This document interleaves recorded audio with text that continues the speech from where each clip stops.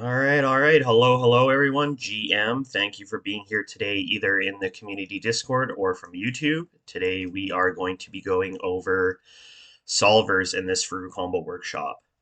So, we're going to be touching base on basically what is the backbone of solvers. So, intents, what are intents? How do intents work? What intent-centric systems are live today? What's going to be next for intents in the industry? How is Furucombo involved in all of this? What are the benefits of Furucombo doing this kind of getting involved in this kind of technology? And then some information on solvers, and then conclusion. So again, intents are the backbone of what a solver is. So we're going to start with that, and then we're going to switch over to exactly what a solver is and how Furucombo is doing this. So we can get right into it. So basically, the question is, what are then intents? So an intent is essentially just a specific goal of a blockchain user. So a user, whether they're a trader or a protocol, they can submit their intent to a service, and then this intent is outsourced to a solver. So this basically simplifies the process for the user because there's so many different layer ones, layer twos, layer threes, bridges, DeFi protocols, ways to facilitate the transaction. Intents can help to abstract all this away from the user and basically just give you the best route every time based on price, time, decentralization, things like that. So it's based on economics in the sense that um, it's a it's basically the same system as a proof of work where validators are fighting to get the to confirm the block. You're fighting to confirm the user's transaction. And then if you are the cheapest price, most decentralized, whatever the intent is, if you win that transaction, then you will be rewarded. So that's basically how intents work. And this first became possible by account abstraction.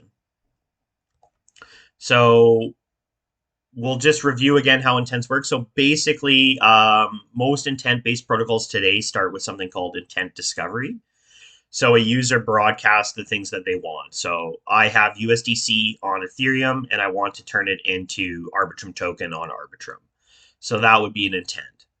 So once this intent gets published, there's going to be a marketplace of solvers. And these solvers are watching for intents and looking to fulfill them if the price is right, and they can earn some fees for facilitating the transaction. So each solver is different in the sense that they're coded different. They have different integrations. So one solver may not be able to give the same price as another. So there's different viability of economics behind each of the coding of each of the solvers. So this creates a competitive system, which is unique because it ensures that there's no centralized third party which is tasked with satisfying all the user's needs. So with solvers, there's going to be a bunch of them. Not all, there's not always going to be the same solver solving all the equations. It's going to be a pool, and based on the time, effort, integrations you've put into it, you'll be able to gather more of the market share. So here's just a brief example of how this looks. So a user wants 2,500 DAI, and they're going to pay 1.5 ETH. So this is basically a signed intent that goes to the solver network.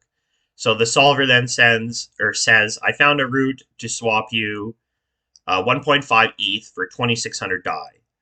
I'll send you 2,500 DAI, and I'll keep the extra 100 DAI to cover my costs. So then the solver sends this EVM transaction with the signed intent, and the user will then transfer the 1.5 ETH. They'll receive 2,500 DAI because that's what the transaction that they wanted to see. So no slippage there. They'll receive the price that they demanded, and the solver will pocket all the extra or the positive slippage. So this way, the user's very, very happy. They received exactly what they wanted, And the solver is very, very happy because they've now earned themselves a revenue for facilitating this transaction.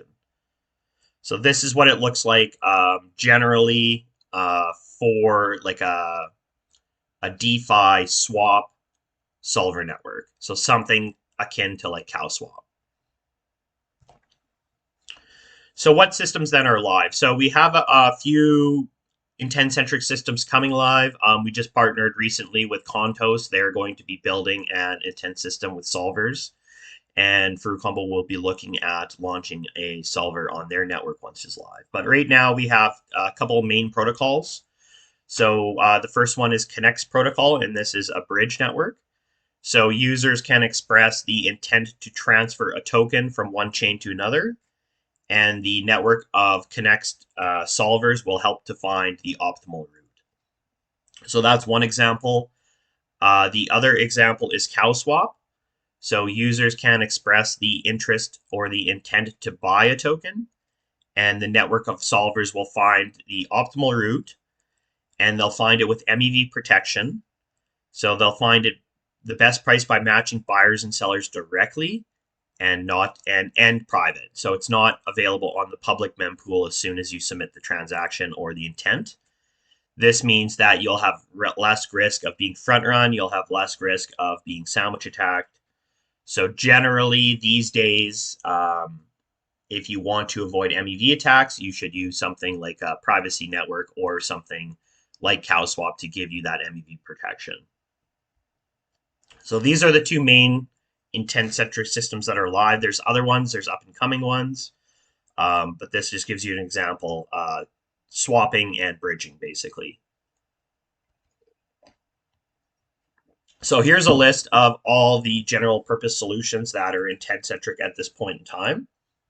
Of course, this chart is not all-inclusive.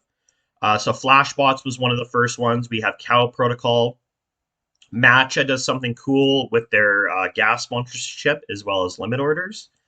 We got Uniswap, I believe it's Uniswap X. And then we have a lot of infrastructure being built on this. So Furucombo's doing some intense stuff with Protocol Link. We have Gelato, for example. And then wallets who support this transaction batching and gas sponsorship as well. So Safe, Argent, things like that. So you, if you're interested, you can look more into this by delving into each of these protocols and see what excites you about the space. And then that's a potential. You can try these protocols. You can invest. This is going to be kind of an upcoming trend we're going to see as more intent-centric protocols come available. So what's next then for intent? So I believe we're going to see expanded functionality. So we're going to see things like conditional intents, which are allow any action when one or more conditions are met. So we see the basics of this today with limit orders, but it's going to get more intuitive and in-depth. We're going to see things like continuous intents, so express a desire to take a repeated action. So this might be like intents that are automated. When ETH hits a certain BTC ETH ratio, maybe purchase some tokens. So any kind of dollar cost averaging would be a continuous intent. And then we'll see kind of multi-step intents, so bundling intents together to perform kind of multiple actions. And this is kind of where Furucombo could get involved, is the bundling process, because we've been so good at creating kind of bundling with our create mode. So then how is Furucombo involved in this whole process? So Furucombo right now is a solver for CowSwap. So basically, CowSwap is a DEX aggregator, and it relies on bonded third parties or solvers to execute trades. So we have to bond up some tokens. I believe it's Cow tokens. And then we can run our solver on the network, and then we can facilitate transactions for users. And then if we say, for example, hey, we can solve this equation or solve this or provide this price for the user, and it turns out we can't, then we'll be slash tokens. So that's where the bonding comes in. So there's a economic incentive to stay true to the kinds of actions that the solver says that it can do. So users' intents get grouped into batches, and then the solver can execute the order at the best price uh, to win the right to settle the batch. So solvers are compensated in cow tokens for settling batches. And it creates, again, an economic system that creates competition for solvers to find the best price to win the right to execute the user's intent. So again, this is where it comes into, okay, if I've had more dexes integrated, if I have more pathways integrated, if I have maybe faster calls, API calls to these dexes, things like that, then I'll be a better solver. So Furucombo really needs to work every week at upgrading the code, upgrading the integrations to ensure that more and more users can use Furucombo Solver to facilitate their transactions. So what are the benefits then of the system for a user? So again, we'll find, or the solver will find, or CowSwap will utilize helping to find optimal prices for trades in a batch. It's going to protect users from MEV by executing transactions on their behalf. And it provides abstraction that allows benefits like gasless trades, transaction bundles, and directly tapping into LPs. Additionally, it abstracts away some of the difficulty, so you don't need to be a pro. You can still get the best price. So that's the part that's really, really cool. You're always based on the economic system as it continues to develop and gets more robust, gives you the ability to get the best price. And that's really what it boils down to: best price, privacy, decentralization. Okay, so what do the rewards then look like here? Let me jump over. So here is the Dune dashboard for CowSwap. So this includes all the different solvers that are performing these actions on behalf of CowSwap. So here we can see the ranked active solvers. So here is the full list of solvers, and here we see Furucombo at number 12. So this shows the number of batches, number of trades, swaps, volume settled, things like that, and solver rewards, and then solver batch shares. So we can see each week the kind of shares that Furucombo is getting on this list. So you can see here we started on the first week was January 22nd, and we've continued to develop our product from there. So on January 22nd, we had a pretty good first week at 2.4% of the market share. So 2.4% of all the daily transactions were being routed through Furucombo. I believe we had our best week here at 4.3%, and that is actually the most recent week available. So that's really, really good. We can see that since we started, our solver has solved batches twice as much as when we first began. So we're going to continue to develop, again, our solver, continue to make it more efficient, and then we'll see hopefully more trades being settled by Furucombo. So of course you can track all the information here. So dune.com/cowprotocol/solver-info, and you can track and see how Furucombo is developing this technology and continuing to solve more of these batches. Great. So in conclusion then, basically solvers help to progress the economics of a system through less disincentives and through positive value generated from competition.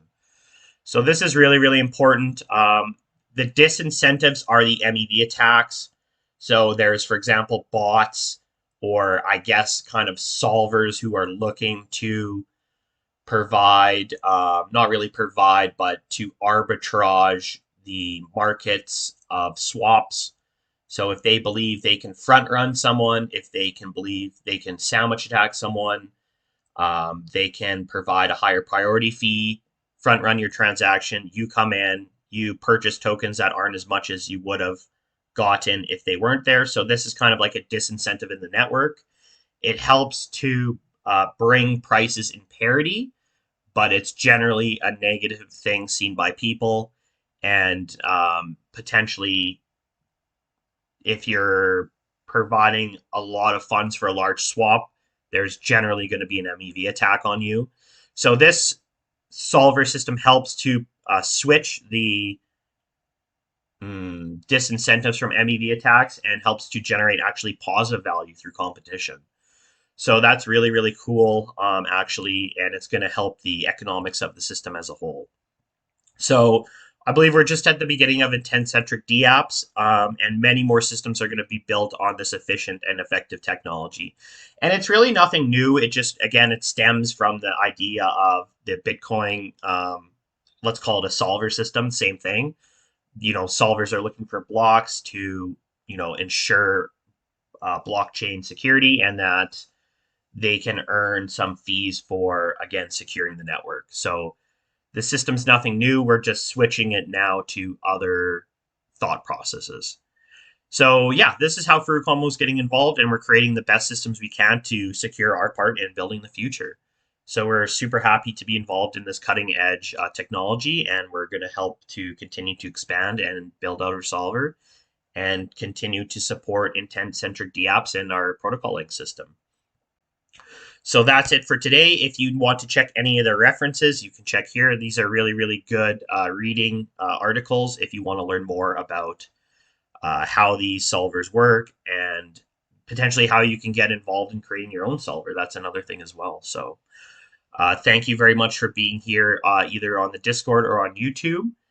And we hope you enjoyed this workshop, and we'll see you at the next one. Cheers.